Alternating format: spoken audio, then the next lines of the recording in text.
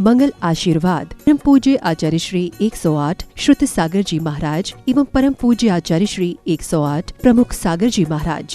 प्रेरणा स्त्रोत परम पूज्य मुनि श्री 108 प्रणम्य सागर जी महाराज एवं परम पूज्य पाठशाला प्रणेता मुनि श्री 108 अनुमान सागर जी महाराज। प्रायोजक ज्ञान दानम गुरुकुल। नमन करता नानाजी स्वर्गीय श्री उमाशंकर जैन गाजियाबाद वाले। बहुत ही सार रूप में, सारांश में लघु ग्रंथ है, रचित है। भगवान महावीर की वाणी से ये सारे ग्रंथ आए हैं। उनको गणगण ने उनकी व्याख्या की है। कालांतर में जो परंपरा से जो आचार्य महाराज गुरु निर्गत मुनिराज आए हैं, उन्होंने इनकी पुनः रचना की है। और उसके बाद एक सरल भाषा में वर्तमान समय की जो हिंदी भाषा प्रचलित है उसमें इसका अनुवाद किया गया। राजा श्री कृष्ण कौन थे? नारायण, है ना? कल भी आया था। तेरे सलाका पुरुष में नारायण होते हैं, नारायण होते हैं, चक्रवर्ती होते हैं, बलभद्र होते हैं। जो नेमिनाथ भगवान जो 22 तीर्थंकर थे, उनके चचेरे भाई थे। मथुरा से वो वहां आए थे, उसकी चर्चा की गई। भगवान महावीर के संवत्सरण में राजा श्रेणिक ने प्रश्न पूछे। उसके बाद श्री कृष्ण की रानी सत्यभामा के बारे में बताया कि वो कैसी थी। उसके बाद आगे बढ़ते हुए श्री कृष्ण जी अपने राज सिंहासन में बैठे थे। तभी अचानक से क्या हुआ, ऊपर से एक सूर्य जैसी ज्योति आती हुई प्रकट हुई। जब वो नजदीक आई तो उसमें से एक मनुष्य जैसी आकृति निकल के आई। जब वो पास आए, राजमहल में प्रवेश किया, पता चला वो कौन थे? कौन थे? कौन थे? जो आकाश से उतरे थे, वो कौन थे? नारद मुनि। नारद मुनि वहां पर राजसभा में प्रवेश किए। श्री कृष्ण ने उनको नमस्कार किया, आदर सत्कार किया, उच्च सिंहासन में बिठाया। नारद मुनि के कुछ गुण बताए, कितने स्वाभिमानी थे, निष्पाप थे, हास्य रस परिपूर्ण करते थे और जन वंदना में सदा अनुरक्त रहते थे। श्री कृष्ण और राजसभा में जितने बंधु वर्ग थे, उन्होंने नारद मुनि का सम्मान किया और नारद मुनि ने श्री कृष्ण का भी किया कि आप जैसे इतने महान विभूति इस संसार में विद्वान है, तो हम आपके दर्शन के लिए क्यों नहीं आए? फिर उसके बाद नारद मुनि ने अलग अलग क्षेत्रों के बारे में बताया कि जहां जहां वो जाते हैं, दर्शन करते हैं, जहां आम मनुष्य नहीं जाता।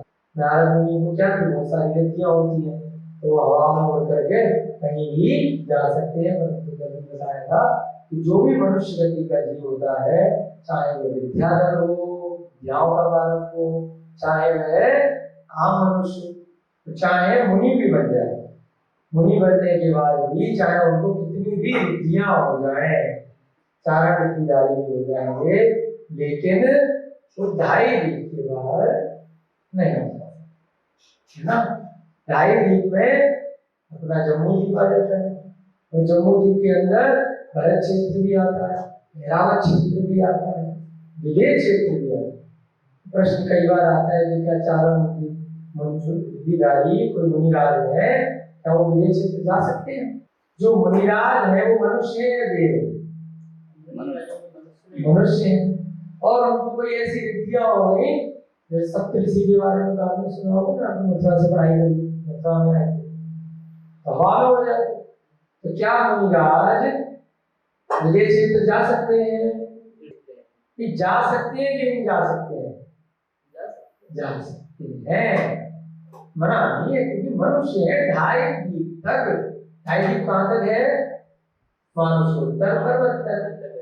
पूरे जम्मू द्वीप में जा सकते हैं, पूरे लवण समुद्र में जा सकते हैं, लवण समुद्र के पार जो गांधी खंड है वहां भी जा सकते हैं, कालो नदी में भी जा सकते हैं, और उसके बाद अर्धपुष्कर यानी मानस उत्तर पर 2.5 तक मनुष्य जा सकता है। किसी देव की सहायता से भी जा सकता है, अपनी स्वयं की रिद्धियों से भी जा सकता है। अब जो जम्मू द्वीप है उसमें विदेश क्षेत्र भी होते हैं और भरत क्षेत्र भी होता है, ऐरावत क्षेत्र भी होता है, और उसके साथ एक क्षेत्र और आता है विदेश क्षेत्र के बीच में। तो जम्मू द्वीप की डिटेल में चर्चा होगी तो उसमें बताएंगे आपको, और आप लोगों ने पढ़ा भी होगा उत्तर पूर्व और दो क्षेत्र जहाँ पर क्या होती है भोग भूमियां। जैसे 6 खंडों का अपना काल होता है, पहला काल, दूसरा काल, तीसरा काल, उसको क्या बोलते हैं भोग भूमि ना। उसमें कल्प वृक्ष होते हैं। पहली कक्षा में थोड़ा थोड़ा सा कल्प वृक्षों के बारे में बताया था ना कि जो मांगोगे वो मिल जाएगा, कपड़े मांगे तो कपड़े मिल गए। आपको इतनी मेहनत करनी पड़ती है कपड़ा बनाने में, ठीक है। किसी को बर्तन बनाने में मेहनत करनी पड़ती है, मिस्त्री लोगों को मकान बनाने में, मंदिर बनाने में, महल बनाने में, जो सोना चांदी के व्यापारी होते हैं वो रत्न बनाने में, हार बनाने में, किसी को फूल माला बनाने में। इस प्रकार से 10 प्रकार के कल्प वृक्ष होते हैं कि जो भी मांगोगे वो मिल जाएगा। खाना मांगोगे खाना मिल जाएगा, कपड़े मांगोगे कपड़े मिल जाएंगे, है ना। महल अपना जो भी घर बनाना है, मंदिर बनाना है, सब मांगते इच्छा रखते ही पूर्ति हो जाती है। तो ऐसे कल्प वृक्ष उस भोग भूमि में होते। तो भोग भूमि जो सदा विद्यमान रहती है वो देवकुल में रहती है ना। और भी जगह होती है, अपने जो भरत क्षेत्र के आगे, हनुमान पर्वत के आगे अलग अलग क्षेत्र है, वहां पर भी भोग भूमि होती है। तो किसी में पहला काल है, किसी में दूसरा काल है, तो किसी में तीसरा, सदा विद्यमान रहता है ना। 7 भागों में जम्मू द्वीप को बांटा है ना, तो 7 भागों में भरत और ऐरावत के आर्य खंड में 6 भाग, 1 से लेकर 6 तक, कभी अवसर्पणी और कभी उत्सर्पणी। बाकी के जो क्षेत्र है उनमें बताया, वहां पर पहला वाला चलेगा, फिर बाद वालों में दूसरा, फिर ऐसे ही हमेशा सदा विद्यमान रहता है। विदेश क्षेत्र में क्या रहता है चतुर्थकाल रहता है, अवसर्पणी के चतुर्थकाल के समान वहां हमेशा निराज रहेंगे, हमेशा तीर्थंकर रहेंगे, मोक्ष होता रहेगा। ऐसे ही वहां पर भूमियां इत्यादि होती है, वहां पर भी क्या होते हैं मनुष्य गति के जीव रहते हैं। तो नारद मुनि क्या होते हैं, मैं क्यों बता रहे हैं सारा सारांश कि नारद मुनि पूरे जम्मू द्वीप में कहीं भी जा सकते हैं, उड़ते हुए लवण समुद्र में भी उड़ सकते हैं, उसके बाद धरती में भी जा सकते हैं, जहां भी उनका उनकी अपनी क्षेत्र है 2.5 तक जा सकते हैं।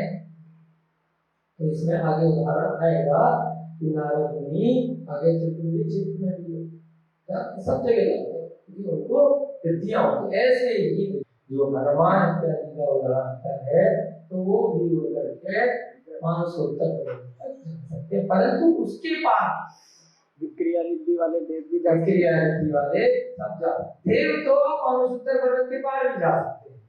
यहाँ मनुष्यों की बात हो रही है, देव तो स्वर्गों से यहाँ तक आएंगे, वो तो मानसूत्र पर्वत के पार भी जा सकते हैं, नंदीश्वर द्वीप तक भी जाते हैं, उसके आगे भी जाते हैं मनुष्य भवन। अब बताइए मुनिराज क्या 2.5 के बाहर जा सकते हैं?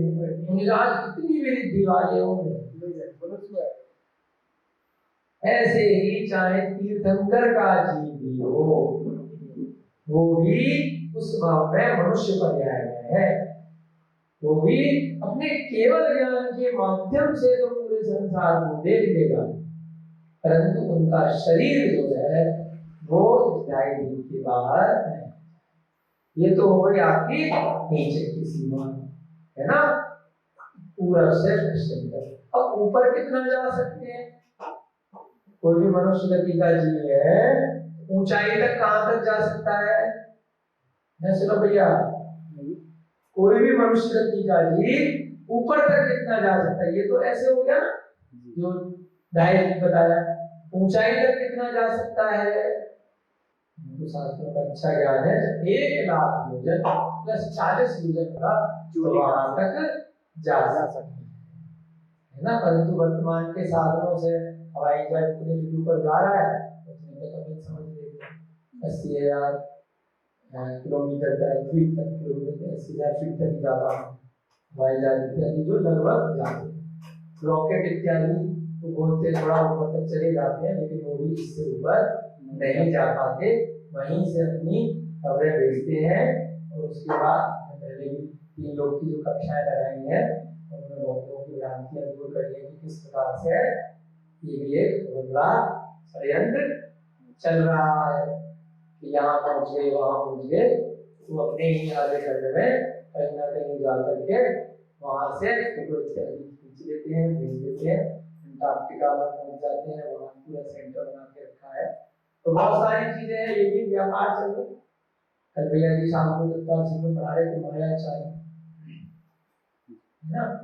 लोगों को चाहे बड़े लेवल पे बेवकूफ बनाया जाए, चाहे छल कपट एक दूसरे से किया जाए, जैसे इन्होंने दत्तार सिंह में सूत्र पढ़ाया कि मायाचारी करने वाला त्रियंचियों में कम तोड़ना, ज्यादा तोड़ना, छल कपट करना, है ना, गलत बात जानबूझ के बताना, मायाचारी है ना। अपने किसी निहित स्वार्थ के लिए हमने दूसरे को झूठ बोला, बेवकूफ बनाया, उससे कुछ फायदा नहीं। तो ऐसे ही बड़े बड़े लेवल में मायाचारी चल रही है। बड़ी बड़ी संस्थाएं हैं, बड़ी बड़ी सरकारें हैं, बड़े बड़े व्यापारी हैं जो स्पेस मिशन चला रहे हैं, दुनिया के सबसे बड़े व्यापारी बन गए, है ना।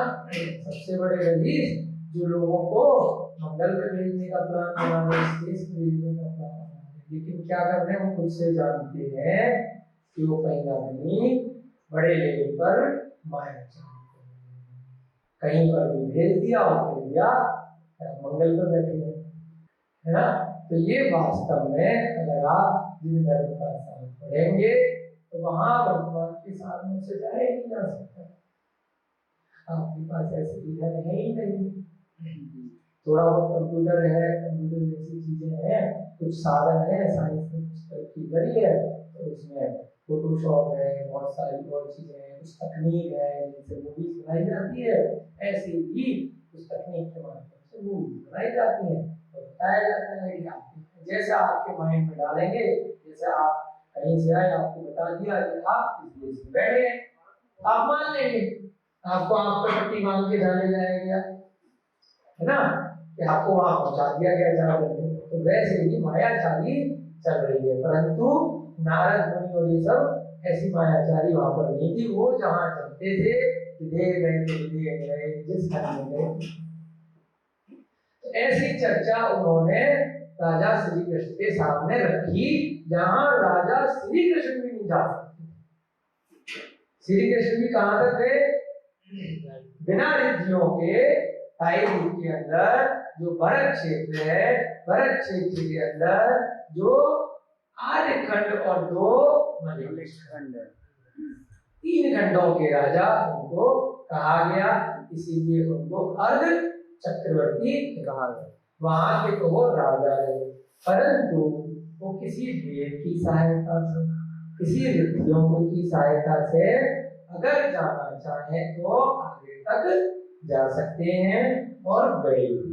आगे वर्णन आएगा कि जब द्रौपदी का हरण हुआ था तो उसको लेने के लिए वो लवण समुद्र के पार भी।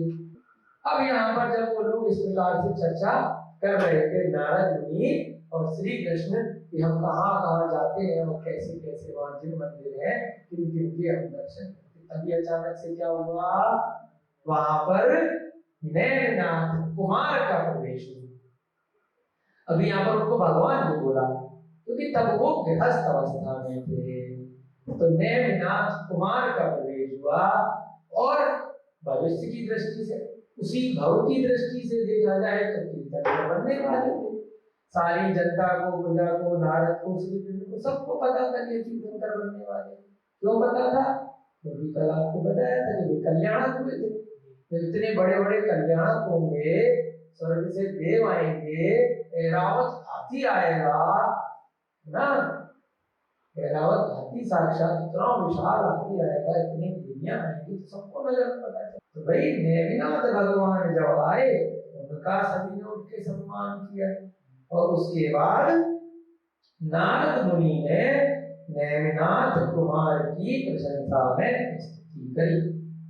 उसके बाद सभी लोग अपने अपने आसन पर विराजमान हो गए और साथ में एक व्यक्ति और थे, बलभद्र, जिनको बलराम भी कई बार कहा जाता है, श्री कृष्ण जी की जो, उन सबको वहां पर अपने अपने आसन में बिठाया गया। तदुपरांत नारद ने महाराज श्री कृष्ण से कहा, आप मेरा कथन ध्यान से सुने। मैं अनेक देशों में भ्रमण करता हुआ जिन वंदना करता रहता हूँ। हमने बताया ना, उन्होंने सब चर्चा करी कि मैं कहाँ कहाँ जाता हूँ और सब जगह में अकृत्रिम चैत्यालय उनके वंदन करता हूँ। दो शब्द आते हैं जो लोग नए हैं, एक अकृत्रिम और एक कृत्रिम। कृत्रिम को अंग्रेजी में आप इंग्लिश की टीचर है आर्टिफिशियल, है ना, मैन मेड, ह्यूमन मेड या किसी अन्य जीव ने बनाया। और एक हो गया नेचुरल। नेचुरल माने प्राकृतिक, उसको बोलते हैं अकृत्रिम, यानी किसी ने नहीं बनाया। ये धरती है, ये जो पृथ्वी है, क्या इसको किसी ने बनाया है? तो ये अकृत्रिम है या कृत्रिम है? अकृत्रिम। सूर्य, चंद्रमा, तारे इत्यादि, क्या इनको किसी ने बनाया है क्या? तो ये कृत्रिम है या? ऐसे ही जो तूफान चल रहा है ना, बहुत सारी ऐसी चीजें होती हैं जो प्रकृति में स्वतः होती है ना। मंगल आशीर्वाद परम पूज्य आचार्य श्री 108 श्रुत सागर जी महाराज एवं परम पूज्य आचार्य श्री 108 प्रमुख सागर जी महाराज। प्रेरणा स्त्रोत परम पूज्य मुनिश्री 108 प्रणम्य सागर जी महाराज एवं परम पूज्य पाठशाला प्रणेता मुनिश्री 108 अनुमान सागर जी महाराज। प्रायोजक ज्ञान दानम गुरुकुल। नमन करता नानाजी स्वर्गीय श्री उमाशंकर जैन गाजियाबाद वाले।